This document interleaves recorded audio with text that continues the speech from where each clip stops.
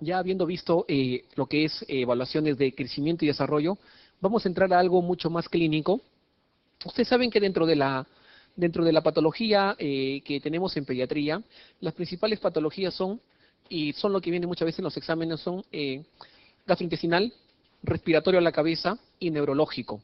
Gastrointestinal, respiratorio a la cabeza y neurológico. Casi todo eso genera la mortalidad en el paciente pediátrico. Vamos a ver, en este caso me toca a mí a ver la parte gastrointestinal, elemento importante a discriminar que nos ayuda a resolver muchas preguntas. Y ustedes saben que la gran mayoría de preguntas que les hacen en los exámenes de residencia, la gran mayoría, no todas, la gran mayoría, son lo que un médico general debería saber con respecto a la especialidad que está valorando, en este caso pediatría. Vamos a ir viendo cómo se presentan las preguntas y primero el tema. Diarrea aguda infecciosa, antiguamente EDA, enfermedad diarreica aguda, actualmente conocido como diarrea aguda infecciosa. La diarrea aguda infecciosa es una patología frecuente en pediatría. La diarrea aguda infecciosa, lo primero que hay que catalogar en el paciente es, primero, ¿tiene o no tiene una diarrea? ¿Qué es diarrea? Aumento de la frecuencia, de la fluidez o del volumen de las heces, pero como resalta ahí, en relación al patrón usual del paciente. Frecuencia de 3 o más deposiciones anormalmente líquidas. Si evaluamos volumen, más de 10 gramos por kilo por día o más de 200 gramos por metro cuadrado en un niño. Y tener en cuenta siempre la alimentación del paciente. Y ahí les resalta, ejemplo, lactancia materna exclusiva. ¿Qué significa esto? Cuando tengo un paciente que de repente la madre es primeriza, porque generalmente pasan las madres que tienen su primer hijo, y viene con ustedes a control, porque de repente el niño a las 2 semanas de vida, la madre refiere que defeca 8 a 10 veces al día, y que las deposiciones son sueltas. Entonces la pregunta, ¿es o no es diarrea? Ojo, hay que tener en cuenta lo siguiente, que las deposiciones en un paciente que tiene lactancia materna exclusiva, el primer mes e incluso hasta los 3 primeros meses de vida, el niño casi siempre va a defecar el mismo número de veces que lacta. Y si lacta 6 a 10 veces en el día, defecará ese número de veces, 6 a 10 veces al día. Y la consistencia de las heces asociadas a lactancia materna son heces semilíquidas, incluso algunas pastosas. Entonces, por eso acá refiere valorar en relación al patrón usual del paciente. Si el niño siempre hace 6 deposiciones líquidas asociadas a lactancia materna y no tiene compromiso de peso y no tiene compromiso de talla, no tiene signo de deshidratación, estamos hablando de unas deposiciones asociadas a lactancia materna exclusiva. Pero si la madre viene diciendo, doctor, mire, mi hijo está con lactancia, lacta 10 veces, pero normalmente defeca 6, y ahora ya está defecando 10 veces, ahí sí hay un cambio en relación al patrón usual, y ahí sí estamos hablando de que probablemente el paciente tiene una diarrea asociada. Cuando viene un paciente con diarrea, vamos a ver primero diarrea, y luego vamos a ver deshidratación. Primero vemos diarrea, luego vemos deshidratación. Más o menos viene así. El paciente viene con una diarrea y lo que ustedes primero valoran es, señora, ¿cuánto tiempo de enfermedad tiene? ¿Hace cuántos días está así? Y se van a encontrar con diarrea aguda, persistente y crónica. Diarrea aguda, menos de 14 días. Diarrea persistente, más de 14 días. Diarrea crónica, más de un mes. Diarrea aguda, diarrea persistente y diarrea crónica. ¿Importa tener en cuenta el tiempo? Claro que sí. Menos de 14 días aguda. Causa principalmente infecciosa, a la cabeza viral. Menos de 14 días, principalmente infecciosa, a la cabeza viral. Más de 14 días, descartar anormalidades funcionales a nivel del paciente, a nivel gastrointestinal. Y más de un mes, descartar como por ejemplo causa genética o causas de malabsorción intestinal, como por ejemplo fibrosis quística. Entonces, ¿importa la clasificación según el tiempo de duración? Sí importa porque me va a ayudar a plantear una probable etiología en el paciente. Y la otra es por las características externas. A manera de resumen de lo que aparece ahí, lo que quiero que tengan en cuenta es lo siguiente. Las infecciones gastrointestinales, el paciente generalmente viene con antecedente o tiene fiebre, pero tiene vómitos, diarrea, dolor de barriga, y, bueno, la clínica de dolor abdominal que va a presentar el paciente. Diarrea acuosa, diarrea líquida, dolor abdominal no muy marcado, vómitos, dependiendo de la causa, si pueden ser severos o no, y la fiebre que puede estar asociado a este paciente. Diarrea disentérica. Lo disentérico, ojo, no confundir con moco. El moco no define disentería, lo define los rasgos de sangre. rasgos de sangre, diarrea disentérica. Se acompaña de dolor abdominal. En el caso del paciente con diarrea disentérica, el dolor abdominal puede ser tan marcado el dolor que puede parecer a un abdomen agudo quirúrgico, descarte de apendicitis incluso. Vómitos, vómitos marcados que generan deshidratación severa en el paciente y fiebre elevada. Miren, el porcentaje de disentérica es 15%, pero incluso genera más de 25% de mortalidad. Entonces, primero, saber aguda, crónica, persistente. Siguiente, saber si es acuosa o disentérica. Teniendo en cuenta la clasificación de acuosa y disentérica, yo diré que la acuosa es la más frecuente y que la acuosa a su vez puede ser o secretora u osmótica. La diarrea acuosa es la más frecuente. De la diarrea acuosa yo tengo secretora u osmótica. ¿Cuál es la más frecuente? Miren ustedes, secretora, ¿quién está? Vibrio cólera, Escherichia coli enterotoxigénica, causa más frecuente de diarrea de viajero. Diarrea osmótica, a la cabeza virus, y ojo, rotavirus, causa más frecuente de diarrea en pediatría rotavirus. También tengo adenovirus, tengo algunos parásitos como la Yardia, como Cryptosporidium, laxantes, alteraciones alimentarias. Entonces, la causa más frecuente de diarrea en pediatría es diarrea acuosa. Acuosa. ¿Y de la acuosa cuál? La tipo osmótica, porque ahí está la viral. Y si tengo que resaltar una diarrea bacteriana, no olvidar, siempre revisen cólera, y tengan en cuenta ahí además la diarrea por Escherichia coli enterotoxigénica, causa más frecuente de diarrea de viajero. Y cuando tengo diarrea disentérica, voy a tener algunos de los gérmenes que ustedes ven acá, las diferentes variedades de Escherichia coli, tener en cuenta Shigella, tener en cuenta Salmonella y ya Campylobacter. ¿Cuáles son los más preguntados? Campylobacter y Shigella, que son los que vamos a ver más adelante. Ya califiqué mi diarrea y de acuerdo a esto, miren, mecanismo de acción, interferencia, diarrea malabsortiva o diarrea osmótica. Como por ejemplo, el paciente consume algún producto, por ejemplo, cargado en un producto osmótico, ¿qué va a llegar? Llega a la luz el producto osmótico y va a generar ósmosis, va a jalar líquido, y al generar líquido va a comenzar a generar la denominada diarrea. Muy diferente al estímulo del flujo neto de líquidos y electrolitos. ¿Quién hace eso? Cólera. El cólera tiene una toxina. La toxina llega y esa toxina, ¿qué va a generar? Alteraciones a nivel del AMP cíclico. Y ese AMP cíclico, ¿qué va a generar? Mayor liberación de líquidos y electrolitos. Y me va a generar una alteración de diarrea secretora. Y la diarrea inflamatoria se produce por una respuesta inflamatoria, como dice acá, invasiva o citotoxigénica, como la que generan los gérmenes Salmonella, Shigella, Campylobacter. Diarrea osmótica, diarrea secretora. Les tengo que poner esta diferenciación de todas maneras porque quiero que recuerden algunos aspectos importantes de cada una de ellas. De repente esto lo van a ir aprendiendo de manera gradual. Entonces ya estamos en el algoritmo diarrea. Diarrea acuosa disentérica. De la acuosa, que es la más frecuente, tengo la secretora y la osmótica. ¿Cómo diferencio la secretora y la osmótica? La secretora y la osmótica. La secretora, no existe respuesta o muy pequeña el ayuno. La diarrea osmótica responde al ayuno. La diarrea secretora, su osmolaridad cercana a la plasmática. La diarrea osmótica, la osmolaridad fecal es muy alta. La diarrea osmótica, el anion gap es elevado. La diarrea secretora, el anion gap, el gradiente es muy pequeño. Los tres últimos son los importantes a resaltar. Miren, en la diarrea osmótica, sodio fecal menor, volumen de heces menor de 1 litro, pH fecal menos de 5. En la diarrea secretora, sodio fecal mayor de 60, volumen de heces más de 1 litro, pH fecal suele ser neutro. Los que acostumbran a preguntar en diferenciaciones entre las dos son las tres últimas. Sodio fecal bajo, volumen de heces menor y pH fecal 5. En la secretora, sodio fecal elevado, volumen de heces más de 1 litro, pH fecal suele ser neutro.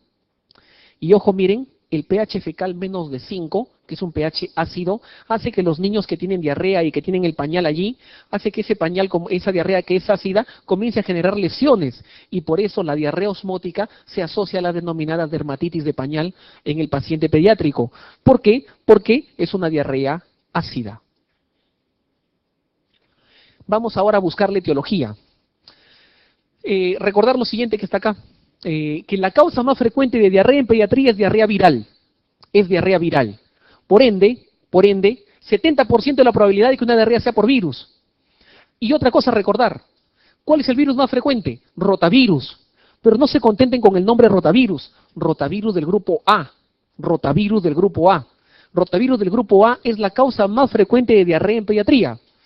En otros países tenemos el calicivirus, acá adenovirus, astrovirus, son causa frecuente de diarrea viral. De 100 diarreas virales, por lo menos 50, 60 son por rotavirus, teniendo en cuenta 100 diarreas virales. Le sigue en orden diarrea bacteriana, 10 a 20%, Campylobacter, Shigella, causantes del problema. Y diarrea parasitaria en menores de 5 años de edad, diarrea por parásitos, siempre tengan en cuenta a Giardia lamblia, como vamos a ver más adelante. Miren, este es un estudio que se hizo aquí en Lima, en donde justamente a nivel de La Victoria, donde se demostró que en todas las edades menor de 5 años de edad, el agente más frecuente es Campylobacter. En todas las edades el agente más frecuente es Campylobacter. Pero si hacemos separación por edades, Campylobacter predomina en menor de 1 año. En mayor de 1 año comienza a predominar Shigella. Lo vamos a ver más adelante, con esta diapositiva. Pregunta de algún examen. Paciente de 3 años de edad, que viene porque tiene los 2 primeros días diarrea sin moco, sin sangre. En los últimos 2 días ya tiene moco y rasgos de sangre. El agente etiológico probable es, repito nuevamente, paciente de 3 años de edad que viene porque tiene los 2 días iniciales diarrea sin moco, sin sangre. En los últimos 2 días ya se ha agregado moco y sangre. El agente etiológico probable es, vamos a ver las preguntas. Muchas veces les van a dar un dato epidemiológico importante para que sepan el diagnóstico de qué agente están hablando.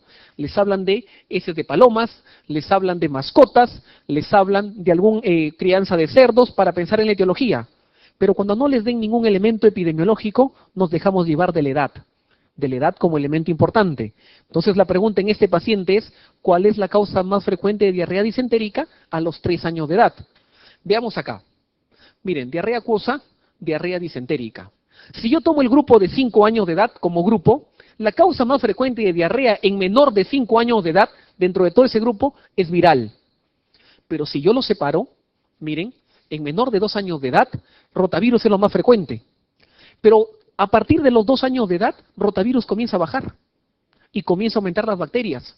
Y la bacteria que comienza a aumentar es Escherichia coli enterotoxigénica. En otras palabras, rotavirus es la causa más frecuente de diarrea viral en menores de 5 años de edad, sobre todo menor de 2 años de edad. ¿Por qué? Porque a partir de los 2 años de edad ya se comienza a presentar causa de diarrea acuosa, Escherichia coli enterotoxigénica. Diarrea disentérica. La diarrea disentérica en menor de 2 años de edad, siempre hay que pensar en Shigella y en Campylobacter, pero en menor de 2 años de edad, sobre todo menor de 1 año de edad, piensen en Campylobacter. Diarrea disentérica en menor de 1 año de edad, pensemos en Campylobacter como agente causal, ya vamos a ver más algo de Campylobacter adelante. Y entre 2 a 5 años de edad hay Campylobacter, pero ya deja de ser lo más frecuente. Entre 2 a 5 años de edad, el más frecuente es Shigella, comienza a ser Shigella. En el paciente ficticio que les he planteado, 3 años de edad, diarrea disentérica, el agente etiológico es Shigella. Hablemos un poquito de rotavirus. Rotavirus siempre les van a preguntar algo de este agente. A ver, entramos de la clínica y vamos hacia vamos cómo se va dando el problema. La madre lo trae a su hijo en este momento porque la madre refiere que el niño, el día lunes, el niño tiene tos, estornudos y rinorrea, es casa. Lo ven en la emergencia y le dicen, señor, es un resfrío común, por favor, controlen 72 horas para ver, por consultorio externo para ver cómo va. Al día siguiente la madre lo trae porque el niño vomita 2 o 3 veces y le ven en la garganta, le dicen, señor, es un resfrío y el resfrío puede generar vómitos. Viene el día miércoles en la madre porque el niño está con diarrea. Miren la evolución del cuadro de rotavirus. Es una evolución cefalocaudal. O sea, comienza con un cuadro respiratorio alto, tos, estornudos, rinorrea, puede haber fiebre, luego vomita y luego hace diarrea el paciente. Es un cuadro cefalocaudal. Fiebre, estornudos, congestión los primeros días, luego hace vómitos y luego hace diarrea. Por eso muchas veces el diagnóstico el primer día es resfrío común y al tercer día es diarrea. Los síntomas respiratorios, tos y coriza, están al inicio del cuadro. O sea, cuando hay diarrea, ya no tose, ya no estornuda. Si tose y estornuda cuando tiene diarrea, ese es un adenovirus, ¿ya? La tos, estornudo, rinorrea están al inicio del cuadro. Si está cuando el paciente tiene diarrea, estamos hablando de un probable adenovirus. Entonces, lo que se hace en este paciente es evaluarlo. ¿Qué clínica genera la diarrea por rotavirus? Diarrea sin sangre. Diarrea sin sangre. La fiebre en los vómitos que conversamos. ¿Cómo se adquiere? Principal vía para adquirir una diarrea por rotavirus. Vía fecal oral. Vía fecal oral. Transmisión vía fecal oral. Doctor, he leído también que puede ser vía respiratoria, cierto, pero la principal vía es vía fecal oral, principal forma de transmisión. Ingresa el rotavirus vía oral, llega a la parte del estómago, puede ser destruido por el HCl y los que pasan van a llegar al intestino y en el intestino me van a generar un problema. ¿Problema dónde es? A nivel de las microvellosidades intestinales. A nivel de las microvellosidades intestinales. Entonces, ahí es el problema de rotavirus, a nivel de microvellosidades intestinales, generándome la denominada diarrea osmótica, que es el principal problema que genera este cuadro. Daño a microvellosidades. Un grupo plantea que rotavirus también puede tener una enterotoxina y activación del sistema nervioso entérico. Esta es la alteración que genera rotavirus, daño a microvellosidades, generándome la diarrea que hemos conversado. ¿Y qué es el rotavirus? Ustedes deciden diarrea probable por rotavirus. Hay que tomarle una muestra de heces. En la muestra de heces busquen rotavirus. Toman la muestra de heces y si quieren lo llevan a microscopía electrónica y en microscopía electrónica se va a encontrar a este rotavirus. Virus en forma de rueda, el denominado reovirus, acuérdense, reovirus, rotavirus, virus en forma de rueda, icosaédrico. Causa más común de diarrea grave, especialmente en menores de 5 años de edad, sobre todo menor de 2 años de edad. Cuando tengo esta clínica, busco ELISA y aglutinación en látex en heces.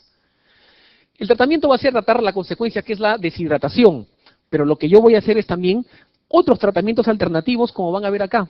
Tratamiento sintomático, dice, manejo de la deshidratación. Lo siguiente, tratamiento probiótico.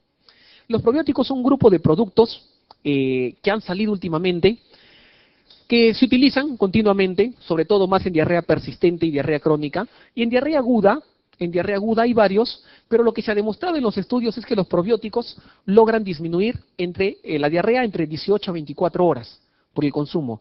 O sea, de 6 días que dure un cuadro diarreico por rotavirus, te disminuirá un día. Lo que es más efectivo es este producto, Rasecadrotilo.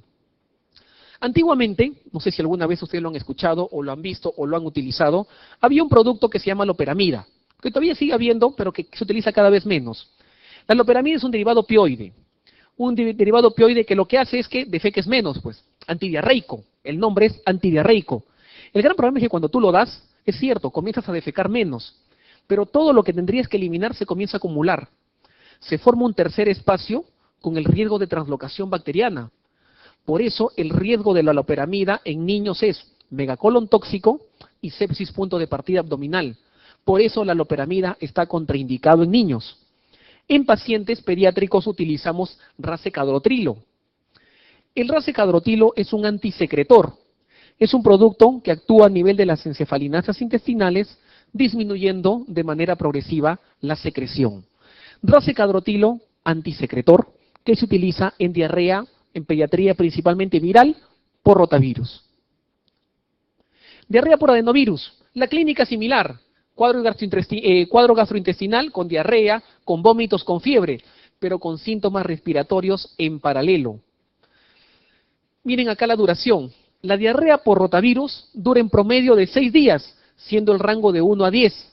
La diarrea por adenovirus dura en promedio 11 días, siendo el rango de 1 a 22.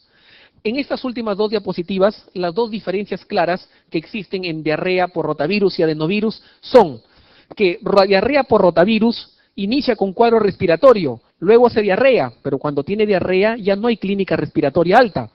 Diarrea por rotavirus, por adenovirus, hay clínica respiratoria alta, luego cuadro gastrointestinal, en paralelo todavía cuadro respiratorio. Primera diferencia, síntomas respiratorios asociados. Segunda diferencia, duración. La diarrea por adenovirus dura mucho más que la diarrea por rotavirus. Shigella. La Shigella, agente etiológico importante a resaltar. La Shigella, mecanismo de transmisión, como ven ahí, de persona a persona. Y bastan 10 gérmenes, la carga es poca, basta 10 gérmenes para que te genere clínica. Recordar, Shigella flexneri y Shigella dysenteriae. La Shigella dysenteriae, ojo, es la Shigella que más se asocia a urémico hemolítico de las Shigellas. La Shigella dysenteriae es la Shigella que más se asocia a urémico hemolítico en relación a las Shigellas. La Shigella actúa a nivel del colon, generando una pancolitis. Si ustedes tomaron una muestra en anatomía patológica, encontrarían exudado, encontrarían sangrado, ulceraciones, hemorragia, exudado. Clínica de Shigella, una diarrea inflamatoria que va a alterar a los vasos sanguíneos, generando el despierto inmunológico con la presencia de neutrófilos y el riesgo de sangrado. ¿Y por qué les digo el riesgo de sangrado? Porque la diarrea por Shigella se caracteriza más o menos así. Fiebre elevada, 39-40. Fiebre elevada, vómitos marcados que generan deshidratación moderada severa. Dolor abdominal marcado que se puede confundir con un abdomen agudo quirúrgico. Y diarrea, pero ojo, la diarrea en Shigella no solamente es disentérica, también puede ser acuosa. Recuerden eso. Es cierto, a la Shigella lo que más se le relaciona es diarrea disentérica, pero también genera diarrea acuosa. Acá en diarrea, recuerden, diarrea tanto acuosa como disentérica puede llegar a generar la Shigella. Paciente de 2 años de edad que llega convulsionando a la emergencia. Comienzan a valorar, ustedes manejan toda la parte de la convulsión y le preguntan a la señora, señora, su niña está con fiebre, ha estado con un problema respiratorio, está con diarrea. Sí, doctor, los 2 últimos días he estado con diarrea y la diarrea ha tenido rasgos de sangre. Diarrea en un paciente que tiene clínica neurológica, como convulsiones, como encefalopatía. Sin dudar, el primer agente a pensar es Shigella. Independientemente de la edad, cuando tengan un cuadro diarreico que está comprometiendo el sensorio o está comprometiendo la parte neurológica en el paciente, lo primero que deben recordar es pensar en Shigella. La Shigella tiene una toxina que se llama toxina Shiga. La toxina Shiga es la generadora de la clínica en este tipo de pacientes. Se le echó la culpa a que la toxina pueda ser la causante del cuadro de encefalopatía, pero se demostró que no, que la toxina no es la responsable de dicho cuadro encefalopático. Complicaciones. La complicación más frecuente de una shigellosis es deshidratación. Tenemos enteropatía perdedora de proteínas, tenemos hiponatremia severa, tenemos CIJAP, sepsis, prolapso rectal. Cuando tengamos una diarrea disentérica y tengamos probabilidad de prolapso rectal, piensen en el paciente con shigellosis. Cuando tengamos, dato que lo vamos a ver más tarde, cuando tengamos un paciente con diarrea, con sangre, prolapso rectal y haya eosinofilia periférica, piensen en trichuris trichura. Repito nuevamente, cuando tengamos un paciente con diarrea disentérica y tenga prolapso rectal y piensen en bacterias, piensen en Shigella. Cuando tengan un paciente con prolapso rectal, diarrea disentérica y eosinofilia periférica, van a pensar en parásitos, piensen en trichuris trichura, conocido también como tricocéfalo, que ya lo vamos a ver más adelante. Dentro de la clínica de Shigella está el denominado pujo y tenesmo. Dentro de la clínica de Shigella tenemos el denominado pujo y tenesmo rectal. Campylobacter, una zoonosis.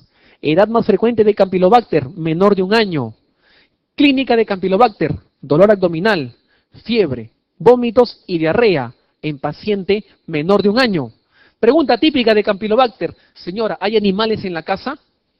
Hay perro, hay gato, hay mascotas. Las mascotas son factor de riesgo. Pero lo que más se le relaciona a Campylobacter son las famosas aves de corral. Y ahí también están metidas las denominadas palomas. Entonces, ese es Campylobacter. Dentro de los cuadros relacionados tenemos Guillain-Barré, por ejemplo, artritis reactiva. Guillain-Barré lo veremos en la parte de neurología pediátrica. Tratamiento, adelantando un poquito, elección de Campylobacter, macrólido. ¿Y cuál? Tenemos acitro, eritro, claritro. Acitromicina, eritromicina, claritromicina. La claritro no se usa, o sea, eritro y acitro. Las dos han venido en exámenes de residencia. Tratamiento de elección, tanto eritro como acitro. Si es que yo no tuviera eritro o acitro o hay riesgo de problemas con estos medicamentos, quinolona, como ya vamos a ver más adelante. Y hay el otro término denominado intoxicación alimentaria. Intoxicación alimentaria es, por ejemplo, salen de la clase acá a la 1:30 y de repente se van y se comen algo por acá cercano porque tienen que ir luego a trabajar. Y después de haberse comido algo, entre 3 a 4 horas comienzan con el dolor abdominal, pero con vómitos. La clínica que más marcada son los vómitos. Pueden hacer diarrea también, pero la clínica más marcada es vómitos. Eso significa la intoxicación alimentaria más frecuente por neurotoxinas. Significa que se han comido una toxina preformada, y se denomina neurotoxina porque su centro está en el centro del vómito del hipotálamo. Y el paciente debuta con fiebre, con vómitos. De repente no llega a ser diarrea, que se tiende a autolimitar más o menos en 1 a 2 días. ¿Requiere tratamiento antibiótico? Las intoxicaciones alimentarias no requieren tratamiento antibiótico. Las intoxicaciones alimentarias tipo neurotoxinas lo que requieren es que pase el efecto de la toxina en el cuerpo. Y bueno, ¿qué evalúo? Muchas veces, teniendo en cuenta que las diarreas bacterianas pueden llegar a generar diarrea acuosa y diarrea disentérica, lo que se hace comúnmente es lo siguiente. Cuando un paciente viene con diarrea disentérica, ya se ganó su antibiótico. Cuando un paciente viene con disentería, se ganó el antibiótico. La prueba a hacer es coprocultivo. Cuando un paciente viene con diarrea acuosa y la duda de ustedes es si es viral o bacteriana, pues le pedirán una reacción inflamatoria en heces. Y la reacción inflamatoria en heces lo que hace decir es, esta es una diarrea inflamatoria, probablemente bacteriana, le daré tratamiento antibiótico. Antes de dar el antibiótico, le piden un coprocultivo al paciente. Entonces, la diarrea disentérica requiere tratamiento antibiótico desde el inicio, siendo la prueba que se le va a pedir coprocultivo. Ante la duda, si es diarrea viral o bacteriana, pediremos una reacción inflamatoria en heces para que me ayude a la diferenciación. Ya tenemos la parte de enfoque de diarrea, buscar etiologías, buscar agentes epidemiológicos que nos ayuden. Entraremos ahora a la consecuencia, que es deshidratación. Para entrar a deshidratación tenemos que ver primero la hidratación. Hidratación en un paciente pediátrico. Lo van a ver no solamente los que hagan pediatría o los que hagan cirugía pediátrica, lo van a ver los cirujanos que de repente a veces tienen que operar niños, otorrinos a veces operan niños, cirugía de cabeza y cuello también. Entonces vamos a ver algo de hidratación. A ver, cuando yo quiero hidratar a un paciente pediátrico, lo primero que pregunto es la edad y el peso. La edad y el peso. 1 año, 10 kilos, punto de corte. ¿Se acuerdan que el peso más o menos aproximado para el año cuánto era? 10 kilos. O sea, 1 año o 10 kilos. Cuando yo tengo un paciente de menor de 1 año o menor de 10 kilos, lo hidrato teniendo en cuenta su peso. Lo hidrato teniendo en cuenta su peso. ¿Y qué volumen le voy a dar? De la semana de vida al menor de 1 año de edad, le vamos a dar como basal 150 por kilo. El volumen basal que le van a dar ustedes a un paciente pediátrico como basal es 150 por kilo. Me explico. Paciente de 8 meses, 8 kilos. 8 meses, 8 kilos. Está entrando de repente por una celulitis y lo quieren hidratar con requerimientos basales. Lo que le van a dar es 150 por 8. 150 por 8, 1200. Esos 1200 pasarán en 24 horas. Cuando ya el paciente tiene deshidratación leve, le aumentamos un poquito, hasta 160. Cuando ya tiene deshidratación moderada, entre 160 y 180. Cuando ya tiene deshidratación severa, entre 200 a 220. ¿Ya? Entonces, ese es hidratar, esa es hidratación, teniendo en cuenta los requerimientos hídricos del paciente. Cuando el paciente pasa del año, o pasa de los 10 kilos, sobre todo cuando pasa del año, ya no hidratamos teniendo en cuenta el peso, hidratamos teniendo en cuenta la superficie corporal. La superficie corporal se calcula con esta fórmula, pregunta de un examen de residencia, fórmula de superficie corporal. La superficie corporal, peso en kilos por 4 más 7 como numerador y como denominador, peso en kilos más 90. Ejemplo, paciente 10 kilos, 10 por 4, 40, más 7, 47. Entre 10 más 90, 100. 47 entre 100, 0.47. Esa superficie corporal de 0.47, ¿cuánto le van a dar? Si es requerimiento usual, le van a dar 1500 a 1800. Multiplican 1500 por 0.47, que le saldrá más o menos 700, 800, y eso lo reparten en 24 horas. Entonces, nuevamente, para yo poder hidratar a un paciente pediátrico, tengo que tener en cuenta la edad y el peso. Lo que tenemos en cuenta generalmente es la edad, que es el año. Menor de un año de edad, entre una semana de vida, en neonato de una semana de vida, y menor de un año, lo hidrato teniendo en cuenta su peso. Pregunto el peso y lo hidrato teniendo en cuenta su peso. Siendo lo basal, 150 por kilo. Pasado el año, pasado los 10 kilos, voy a tener en cuenta la superficie corporal. Y la superficie corporal lo calculo con una fórmula y tendré en cuenta que lo basal es de 1500 a 1800. Cuando un paciente viene deshidratado, hay dos formas de hidratar. Vamos a ver las dos, porque las dos han venido en preguntas. Hay dos formas de hidratar, la hidratación rápida y la hidratación más lenta. Lo que más se pregunta es la hidratación rápida, que es lo que plantea la OMS. Veamos acá. Cuando un paciente viene deshidratado, yo lo primero que hago es calificar el grado de deshidratación. Ojo, califico el grado de deshidratación. Y digo, él tiene deshidratación leve, moderada o severa. Califico el grado. ¿Qué significa deshidratación leve? Significa que el paciente ha perdido menos del 5% del peso corporal. ¿Qué significa deshidratación moderada? Significa que ha perdido entre el 5 al 10% del peso corporal. ¿Y qué significa severa? Que ha perdido más del 10% del peso corporal. ¿Por qué importa saber esto? Porque si tú sabes que ha perdido menos del 5, la pregunta es ¿cuánto le doy para recuperar? Le darás 50 por kilo, menor de 50 por kilo. Le agregan simplemente un 0 acá. ¿Cuánto le vas a dar? 50 por kilo. Cuando el paciente tiene deshidratación moderada, ¿cuánto ha perdido? Entre el 5 al 10%. ¿Cuánto me falta para recuperarlo? 50 a 100 por kilo. Cuando el paciente tiene deshidratación severa, ¿cuánto ha perdido? 10%. ¿Cuánto falta para recuperarlo? 100 por kilo, mínimo. Ejemplos. Viene un paciente que tiene 5 kilos, tiene 4 meses, tiene clínica de deshidratación moderada, deshidratación leve. ¿Cuánto es el volumen que le van a dar ustedes? Si deshidratación leve, ha perdido 5% del peso. Le debo dar 50 por kilo. ¿Cuánto pesa el paciente? 5 kilos. ¿Cuánto es el volumen para recuperar? 250 mililitros.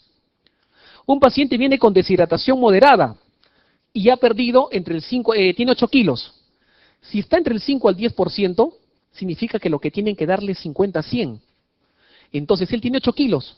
El volumen de líquidos está entre 400 a 800. Y si el paciente tiene deshidratación severa, ha perdido mínimo el 10%. Tienen que darle 100 por kilo. Si tiene 12 kilos, mínimo darle 1200. Así es hidratar a un paciente deshidratado según lo que plantea la OMS. Veamos a ver primero la clínica de deshidratación. Les doy la lista completa de signología y luego veremos cuál es la importancia de cada una de ellas. Clínica, de arriba hacia abajo. Lo primero que evaluamos arriba es estado de sensorio. El estado de sensorio es lo más importante. ¿Y el estado de sensorio qué evalúo? En deshidratado leve, por ejemplo, si puede tomar normal si está alerta. En deshidratado moderado, irritable o somnoliento. Cuando les digan el paciente está irritable, está somnoliento, deshidratado moderado. Y letárgico, inconsciente o comatoso, deshidratado severo.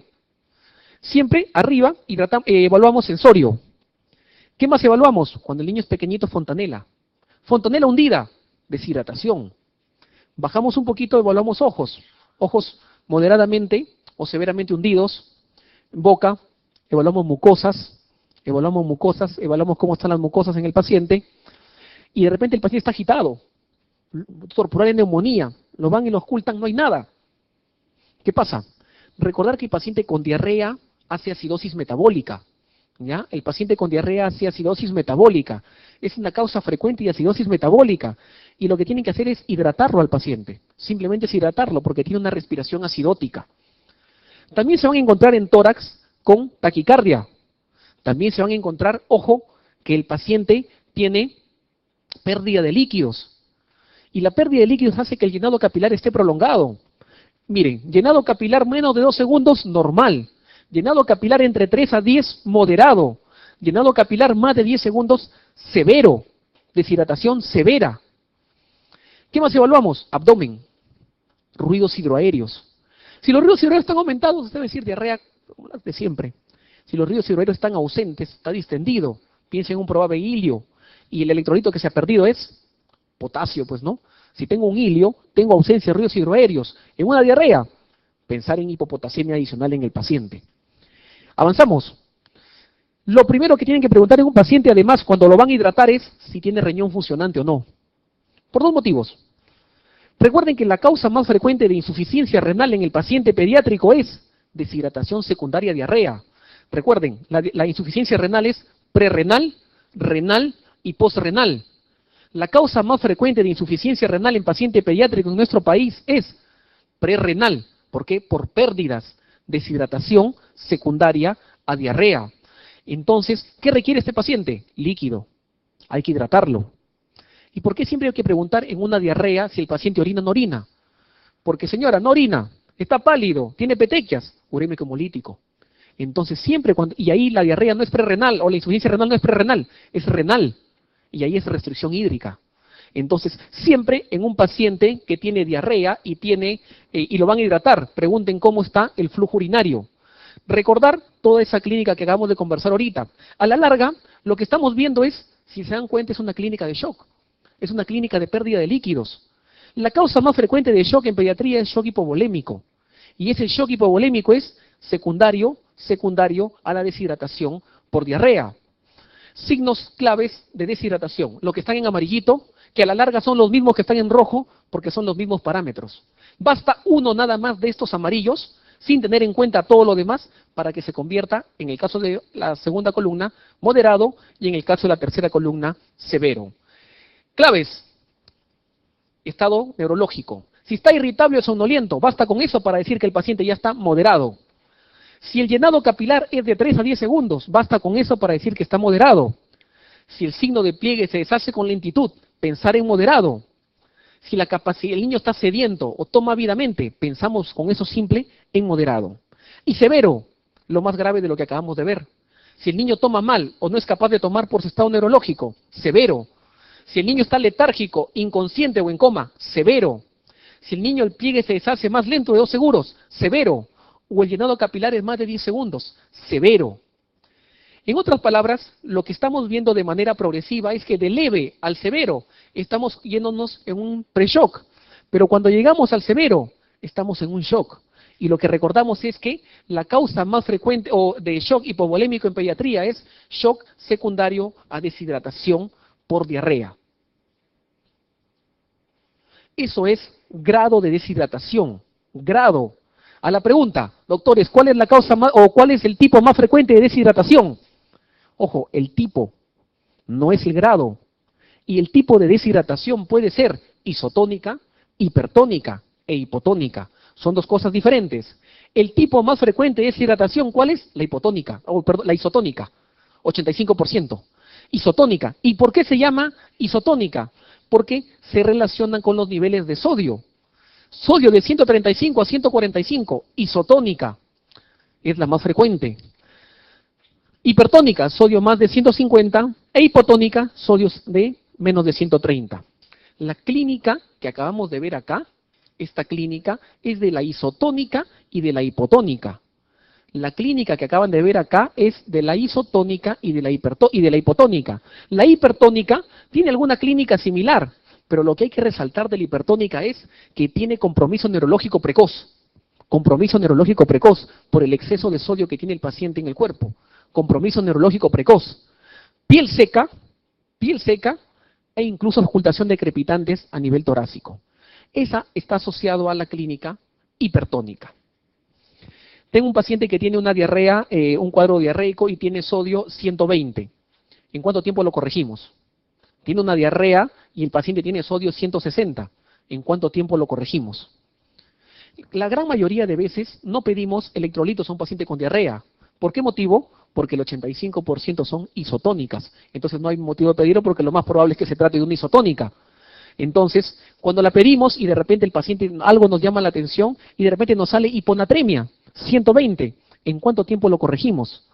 Recordar que no se debe corregir una hiponatremia muy rápido por el riesgo de daño mayor, el riesgo de mielinolisis pontina y por ende la hiponatremia lo corregimos generalmente en 12 a 24 horas. La gran mayoría de veces 24 horas. Pero la hipernatremia, nos tomamos nuestro tiempo y lo hacemos en 48 a 72 horas. Bueno, califico el grado de deshidratación de mi paciente. Y digo, plan A. Plan A es sencillísimo. Lavado de manos. Señora, por favor, lavado adecuado de manos. No le dé comidas innecesarias al niño. Y cada vez que pierda, cada vez que haga caquita, por favor, dele su sales de rehidratación oral. Devolviendo todo lo que está perdiendo. Más o menos 3 onzas de sales de rehidratación oral por cada diarrea que haga su hijito. Doctor, mi hijo no le gusta las sales de rehidratación oral del sobrecito porque son feas, pero sí le gusta su bebida deportiva, por poner un nombre, Gatorade, le gusta su Gatorade, doctor, que lo tome. Recordar que, miren, las SRO, la osmolaridad es de 310, 110 de glucosa, sodio 90, 80 de cloro, potasio de 20, y no olviden la base, citrato. ¿Por qué la base? Porque la diarrea genera acidosis metabólica, necesitamos base dentro del tratamiento. Y hay que recordar algo más acá, el sodio, miren, 90. Esto surgió en la época del cólera, 90.000 equivalentes de sodio, porque la diarrea por cólera te hace perder mucha cantidad de sodio, y tú le dabas lo que perdías. Actualmente, ¿cuál es la diarrea más frecuente? Dijimos, ¿cuál es? Viral por rotavirus. Y el rotavirus te hace perder sodio entre 50 a 60. Entonces necesitamos sales de rehidratación oral de baja osmolaridad, en donde el sodio ya no sea 90. Y por eso las sales de rehidratación oral que plantean a nivel mundial que sean de baja osmolaridad es más o menos de 60, 75, 45. Esas son SRO de baja osmolaridad. ¿Por qué? El 90, ¿qué pasa? Mucha carga renal. Mucha carga renal. Y ustedes dicen, bueno, pues ¿qué hago? El sobrecito ya no lo diluyo en 1 litro, lo diluyo en 2 litros. Es cierto, te lo bajas el sodio, pero te lo bajas todo también.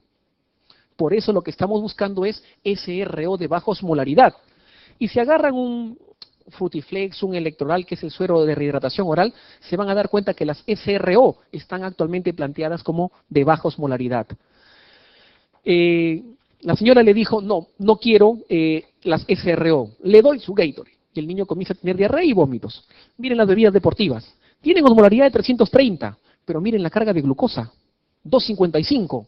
Le estoy dando un producto osmótico, dulce, al paciente, que en el intestino, ¿qué va a hacer? Ósmosis. Va a generar más agua y va a generar más diarrea. Entonces, las bebidas deportivas, las bebidas gaseosas están contraindicadas cuando un paciente está deshidratado con diarrea. Y miren la carga de sodio, 20. Entonces, en realidad, como dice ahí la diapositiva del plan A, contraindicadas bebidas carbonatadas y jugos comerciales por su elevado contenido de hidratos de carbono, baja concentración de electrolitos y alta osmolaridad. ¿Y por qué lo uso? ¿Por qué utilizo SRO si teóricamente hay una diarrea y hay destrucción celular? Recuerden que hay un mecanismo de transporte, cotransporte sodio-glucosa. El cotransporte sodio-glucosa se mantiene en los pacientes que tienen diarrea. Por eso utilizo productos que tengan sodio y glucosa, para que permita el ingreso de estos. Entonces, por esos motivos utilizo yo esto. La panetela. La madre dice, doctor, no tengo plata para el suero, pero sí para la panetela.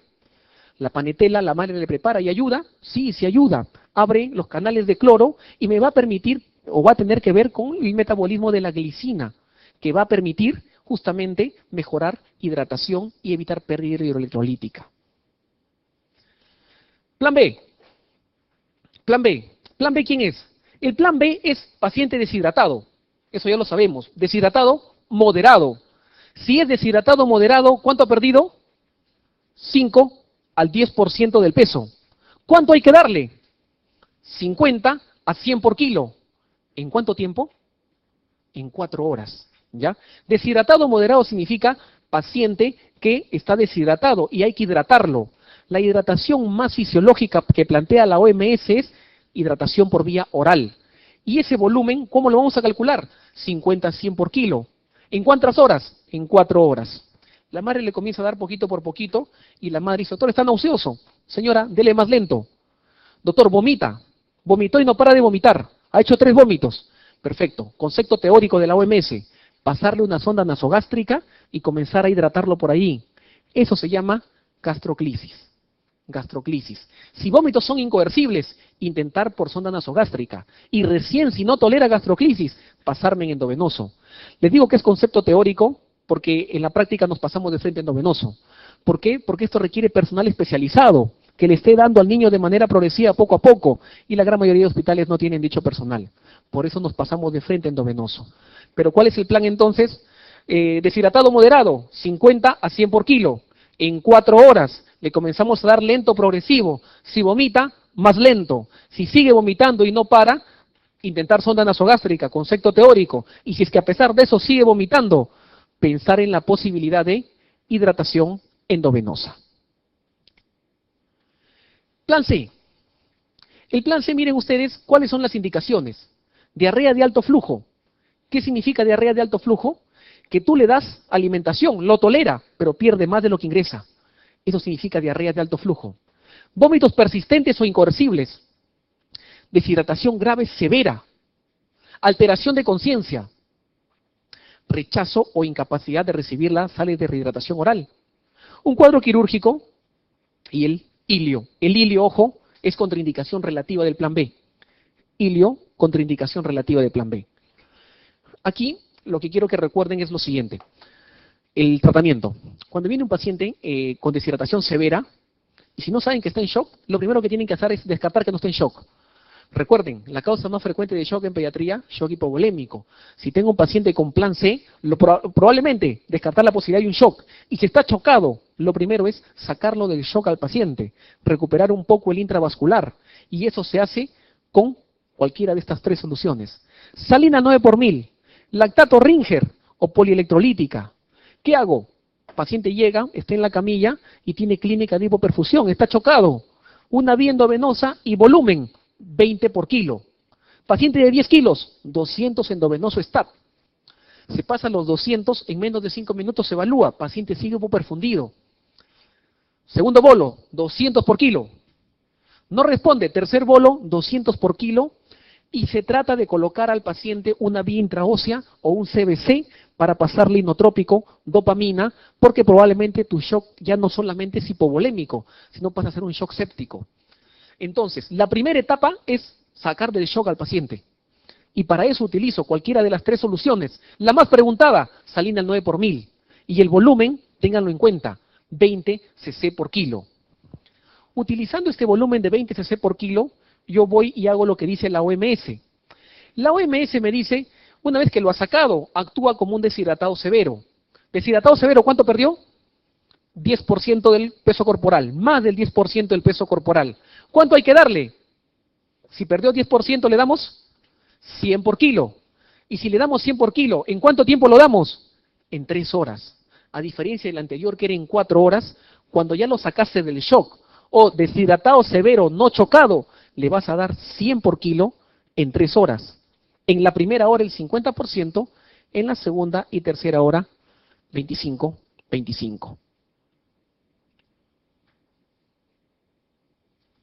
Entonces, hasta ahí, antes de entrar a la otra forma de hidratar.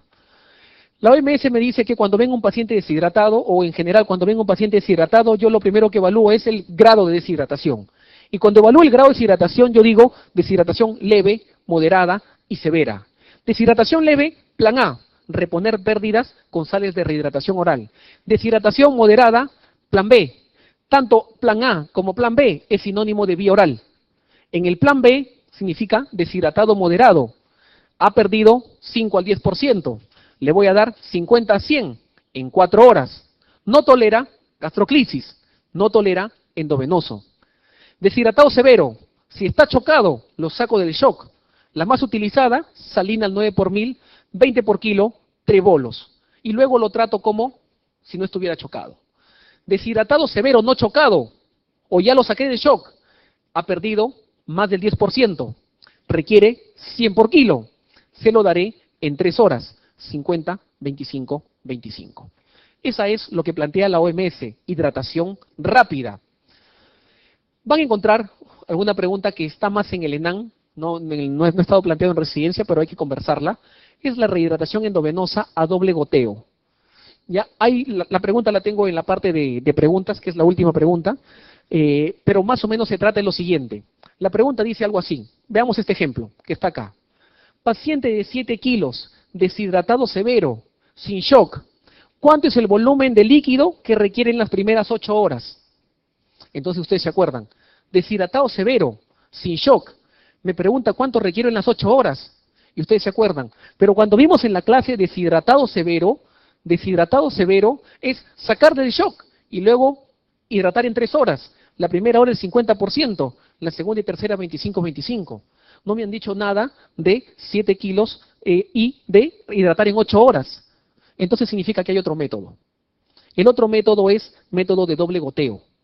El doble goteo consiste en lo siguiente. Recapitulemos lo que vimos en la primera diapositiva de hidratación. ¿Se acuerdan? Lo basal, 150. Lo leve, de 160 a 180. Lo moderado, de 180 a 200. Y lo severo, de 200 a 220. Generalmente tomamos el primer valor. Si me están diciendo deshidratado severo, es de 200 a 220 por kilo. ¿Cuánto pesa tu paciente? 7 kilos. 7 por 200, 1400. ¿El 50% lo doy en 8 horas? El 50% lo doy en 16 horas. 50%, 700 en 8 horas, 700 en 16 horas. Entonces, en otras palabras, cuando viene un paciente deshidratado severo, lo saco del shock. Sacándolo del shock, la pregunta es, ¿lo hidrato rápido o lo hidrato lento? Si lo hidrato rápido, lo hidrato en 3 horas. Lo típico de la OMS, 100 por kilo, en 3 horas, 50, 25, 25. Y si me dice la pregunta, no, hidrátalo en 8 horas, pues lo hidrataré en las 24 horas. Le calculo 200 por kilo porque es severo y lo multiplico. El 50% lo paso en 8 horas y el 50% lo paso en 16 horas. Esas son las formas de hidratación en un paciente que viene deshidratado y vamos a ver más adelante las preguntas.